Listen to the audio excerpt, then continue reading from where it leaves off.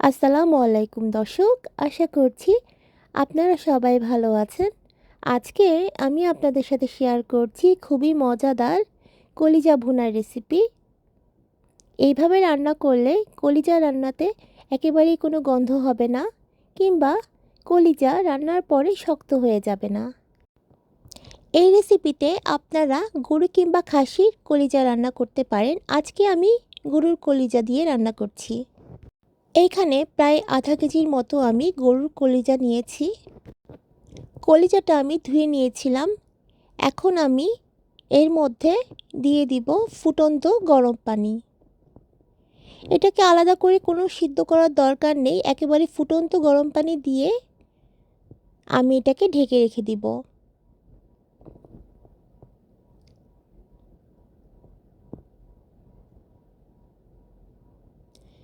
এখন আমি এটাকে ঢেকে রেখে দিচ্ছি পানিটা কুসুম গরম পানি হয়ে যাওয়া পর্যন্ত।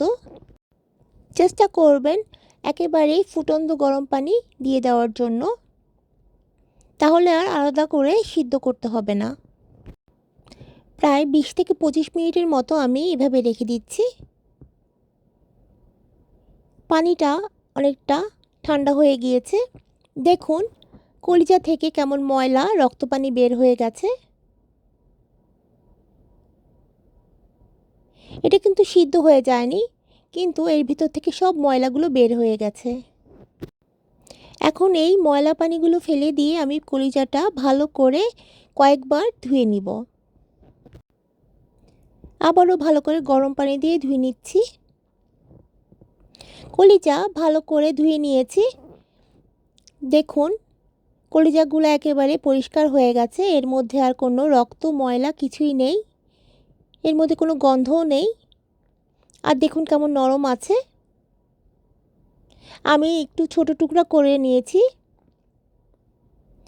এবারে চলুন আমরা রান্নার প্রসেসে চলে যাই। আমি পাতিলে তেল দিয়ে নিচ্ছি। তেল আমি অল্প করে দিচ্ছি, প্রায় আধা কাপের মতো তেল দিয়েছি। তেল গরম হয়ে গেলে এতে দিয়ে দিব আমি গোটা গরম মশলা। এখানে দিব দারচিনি, এলাচি, তেজপাতা, লবঙ্গ, গোলমরিচ। আমি কয়েকটি করে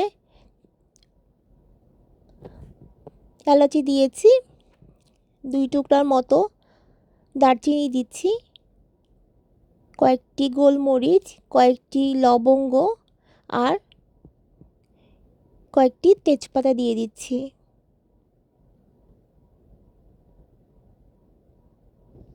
মশলাগুলো কয়েক সেকেন্ডের মতো একটু ভেজে নিয়েছি। এবারে দিয়ে দিচ্ছি পেঁয়াজ কুচি। আমি একটা বড় পেঁয়াজ কুচি দিয়েছি, প্রায় 1 কাপের মতো। পেঁয়াজ কুচি একটু বাদামি করে ভেজে নিচ্ছি। এবার দিয়ে দিচ্ছি আদা বাটা, রসুন বাটা। আমি এখানে দিয়েছি প্রায় 1 চা চামচ আদা বাটা, 1.5 চা চামচ রসুন বাটা, 1 চা চামচ হলুদের গুঁড়া, 1.5 চা চামচ ধনিয়ার গুঁড়া, 1.5 চা চামচ লাল মরিচের গুঁড়া আর স্বাদ মতো লবণ। আমি প্রায় 1.5 চামচের মতো লবণ দিয়েছি। অল্প একটু পানি দিয়ে মশলাটা আমি কষাবো। অনেকক্ষণ সময় নিয়ে মশলাটাকে আমরা রান্না করব। দেখুন মশলাটা একেবারে ভাজা ভাজা হয়ে যাবে, তেল একটু বের হয়ে আসবে উপরে। তখন দিয়ে দিব কলিজাগুলো। কলিজা ভালো করে মশলার সাথে কষিয়ে নিব। এবার এই রান্নাতে মশলা কয়েকটি ধাপে ধাপে আমি ব্যবহার করব, তাই ভিডিওটা একেবারে না টেনে দেখবেন। চুলার আঁচটা একটু কমিয়ে রেখেছি, মাঝারি আঁচে ভালো করে মশলার সাথে কলিজা ভুনে নিতে হবে। যেহেতু এখানে কোনো পানি দিচ্ছি না এখনও, তাই অল্প আঁচে নাড়তে হবে। আর খেয়াল রাখতে হবে যেন পুড়ে না যায়। পুড়ে গেলেই মশলা তিতা হয়ে যাবে আর রান্নার স্বাদ নষ্ট হয়ে যাবে। কলিজা এভাবে ভুনে নিতে নিতে দেখবেন একেবারে অর্ধেক সিদ্ধ হয়ে যাবে আর এর রঙটাও কালো হয়ে আসবে।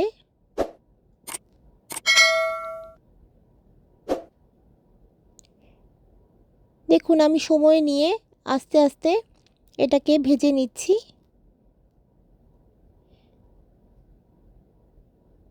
একটু সময় নিয়ে রান্না করতে হবে। এবার আমি এখানে দিয়ে দিচ্ছি প্রায় আধা কাপের মতো পানি। পানি বেশি দিতে হবে না।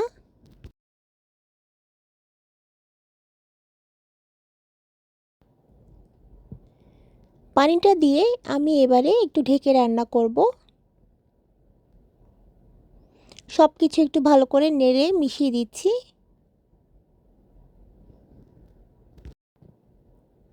এবারে মাঝারি আঁচে ঢাকনা দিয়ে আমি এটা রান্না করে নিচ্ছি প্রায় 8 থেকে 10 মিনিটের জন্য।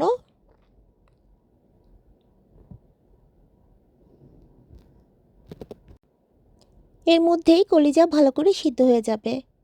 প্রায় 10 মিনিটের মতো রান্না করেছি অল্প আঁচে।